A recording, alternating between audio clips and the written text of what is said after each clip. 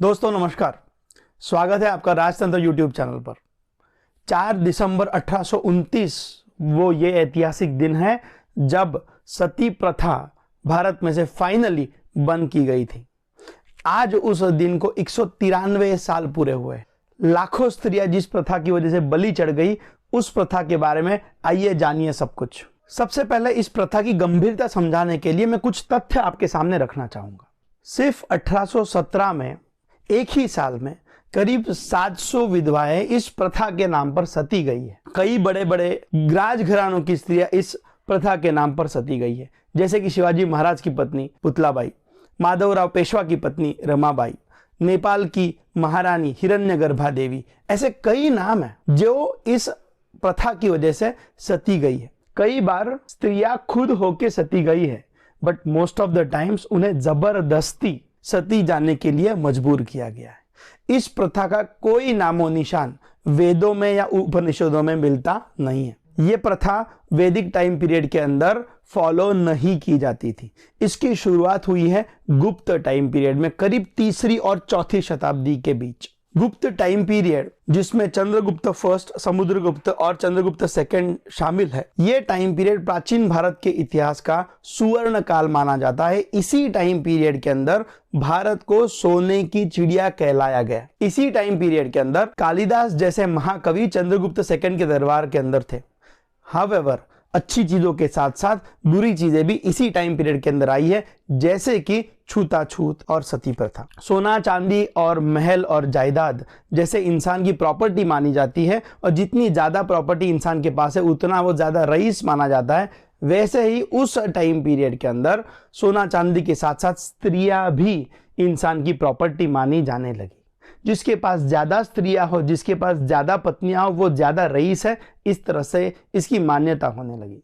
इंसान मरने के बाद स्वर्ग में जाता है तो जाते वक्त उसको उसकी संपत्ति भी साथ में लेके जानी चाहिए, ऐसा प्रचार हुआ। स्त्री को संपत्ति माना गया था, इसीलिए संपत्ति के साथ साथ चिता पर उस व्यक्ति के साथ उस स्त्री को भी जलाया जाने लगा। यही से शुरुआत हुई उस सती प्रथा की। ईस्वी सन 711 में सबसे पहले भारत के ऊपर इस्लामिक इन्वेजन हुआ, और उसके बाद कई बार मुस्लिम शासकों ने भारत के ऊपर आक्रमण किए। इस आक्रमणों की वजह से सती प्रथा और मजबूत होती गई, क्योंकि मुस्लिम शासकों द्वारा स्त्रियों पर अनन्वित अत्याचार किए जाने लगे थे। अगर किसी विधवा को संरक्षण देने के लिए अगर उसका पति मौजूद नहीं है तो उसे सती बना देना उस वक्त के लोगों को उचित लगा, और इसीलिए सती प्रथा उत्तर और दक्षिण भारत के अंदर बहुत बड़े पैमाने पे फॉलो की गई। आश्चर्य की बात यह है कि समाज के पढ़े लिखे और उच्च स्तरीय जो खानदान है उसमें यह सती प्रथा सबसे ज्यादा फॉलो की गई।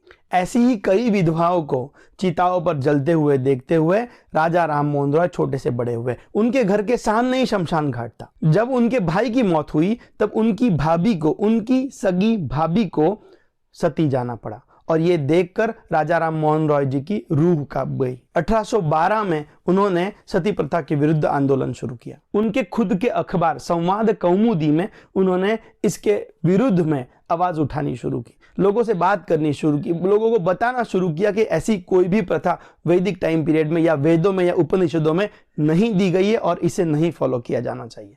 उस वक्त भारत के ऊपर ईस्ट इंडिया कंपनी का राज था और गवर्नर जनरल थे लॉर्ड विलियम बेंटिक। उन्होंने लॉर्ड विलियम बेंटिक के साथ भी कई बार पत्र व्यवहार किए और उनको रिक्वेस्ट की कि सती प्रथा जो है वो कानूनन इसके ऊपर बंदी लगाई जाए। विलियम क्यारे नामक इंग्लिश मिशनरी ने भी राजा राम मोहन रॉय जी का बहुत बड़े पैमाने पर साथ दिया, और आखिरकार 1829 में बंगाल सती रेगुलेशन 1829 पास किया गया, जिसकी वजह से सती प्रथा भारत के अंदर कंप्लीटली बंद हो गई। दोस्तों, आज उस घटना को 193 साल पूरे हो चुके हैं, लेकिन फिर भी आज भी समाज में अलग अलग जगहों पर स्त्री को अपना हक और अपना स्थान पाने के लिए संघर्ष करना पड़ता है।